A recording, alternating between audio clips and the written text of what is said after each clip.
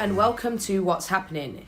This week, we begin by focusing on the common struggles that unite oppressed people around the world against empire, racism, white supremacy, patriarchy, and misogyny.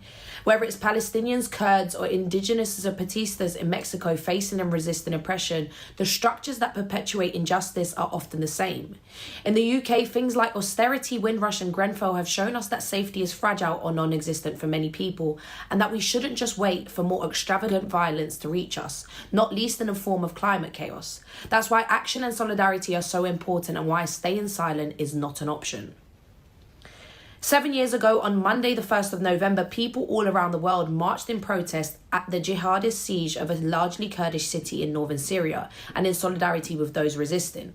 The city of Kobane in Rojava, Western Kurdistan, finally defeated Daesh ISIS invaders after more than 4 months of siege, driving them out at the end of January 2015.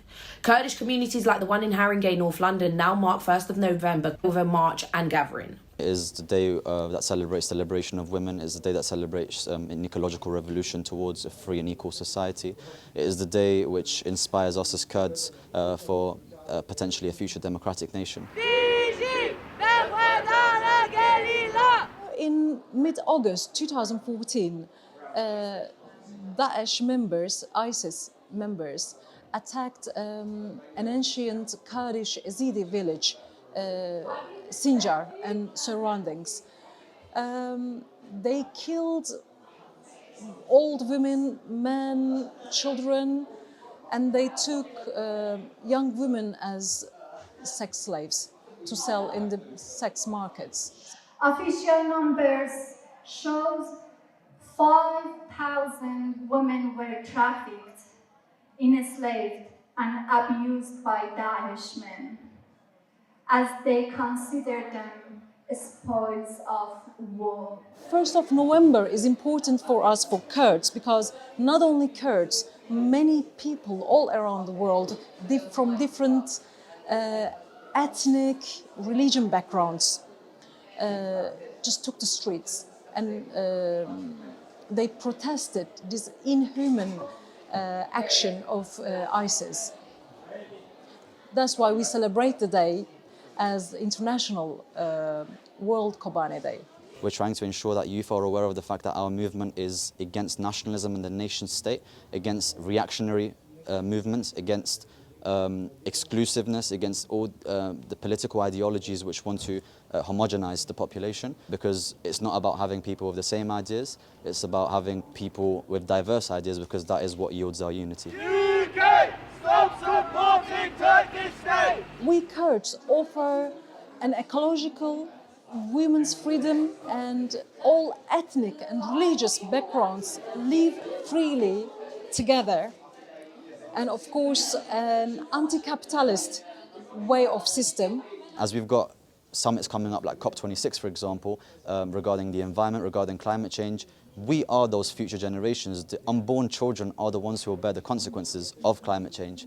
So in that regard, we need to ensure that as youth we have our say, and we do not let the powers, the leaders, shut down our voices. The Rojava revolution in northern Syria embodies the hope for a dignified, just, and free life in the 21st century.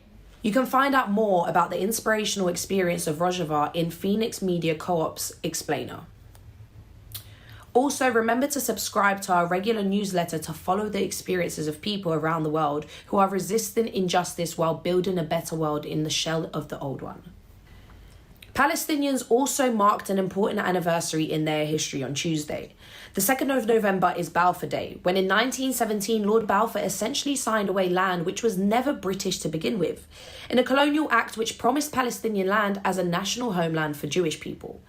To mark the occasion, Palestine Action again targeted the Israeli arms company Elbit Systems, which manufactures drones used to surveil and murder Palestinians. The company has factories and offices all over the UK. Early this morning, activists in London sprayed red paint over the windows of estate agents JLL. JLL are the landlords of Elbit's London office, and activists accuse them of therefore profiting directly from the repression of Palestinians. And over in Bristol, the head office of Elbit Systems UK was sprayed with red paint and activists occupied the roof of the building, closing it down for the day. Hi everybody. Hello. Just made it onto the roof. We made it onto the roof. So this is how we got up. We came up these stairs, up this ladder, which was a little bit short, so we climbed up this thing. We've been here for how long? Maybe half an hour? Yeah. Maybe longer. Yeah. Anyway, we had some security guards come up, 2 guys. They came up, threw all of our stuff off the side of the building. So no food, no water. No food, no water, nothing. A man handled us to try and drag us off the building.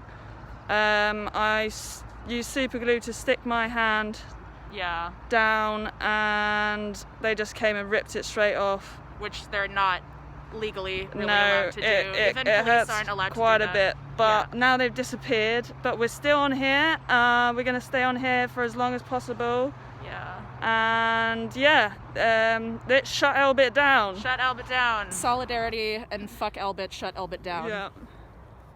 Watch our Balfour Day film for more info on why this particular day is so important to the Palestinian struggle. Last week, the Israeli state designated 6 Palestinian human rights groups as terrorist organisations. The move has been widely criticised on social media, and numerous organisations have come forward to show their public solidarity with the groups that have been targeted. Back in the UK, representatives from the inspirational Zapatista communities in southern Mexico continued their European tour by meeting with grassroots campaigners in England and Scotland. Since 1994, the Zapatistas have been building direct democracy locally as an alternative to corporate exploitation and destruction. Working outside of establishment politics, they and other indigenous communities that have since followed similar paths have independently developed greener farming structures, greater communal control of resources, resistance to criminal gangs and corporations, and all-important independent media. Resistance to the controversial Tren Maya project in Mexico also continues. The largely indigenous communities in the path of this train line have been protesting against the plans for years. To keep informed about struggles like these and help them reach wider audiences, please remember to like, comment, subscribe and share what's happening on YouTube, Twitter and Facebook. Finally, we move on to the struggle against climate chaos. In particular, we'd like to highlight the guilty verdict against 3 activists from Extinction Rebellion's Writers Rebel, who targeted Tufton Street a year ago with graffiti and fake blood. Now, if you haven't come across 55 Tufton Street before, it's a building just a stone's throw away from Parliament, which houses the offices of several interconnected climate-skeptic right-wing lobby groups funded by dark money. The Tufton 3, we're on trial for the criminal damage at 55 Tufton Street, stenciling lies, lies, lies on the building and pouring fake blood over the steps.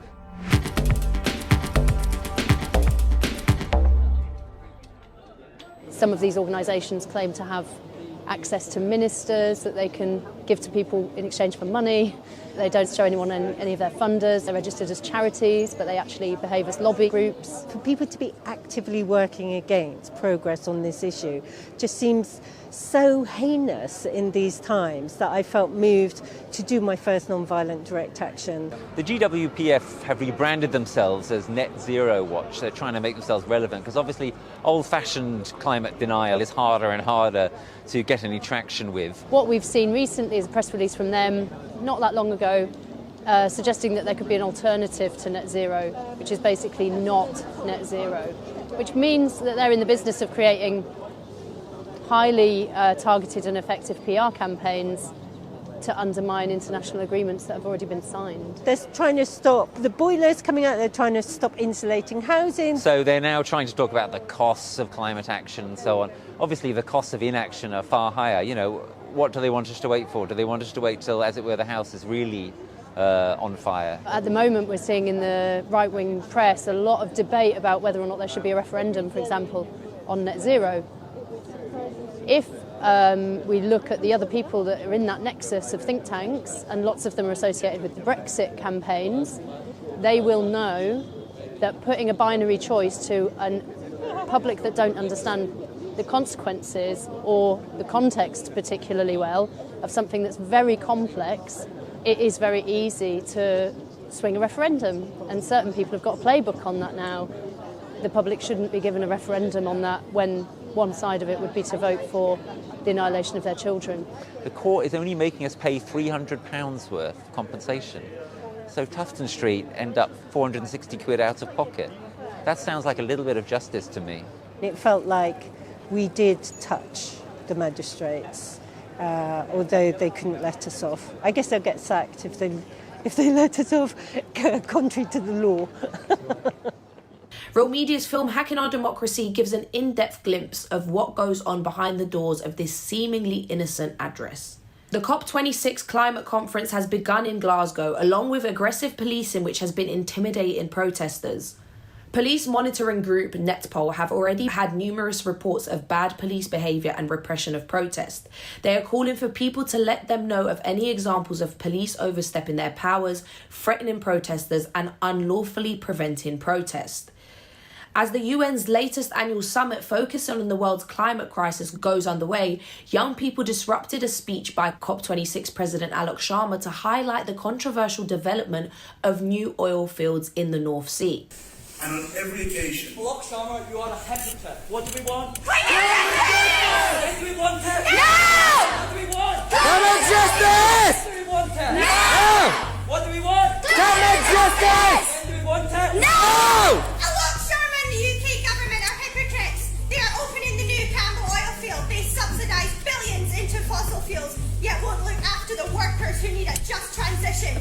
Where is the support for countries in crisis as a result from our colonial history? Everything they say about COP26 is empty words. Without their action, there is no future. We need climate justice.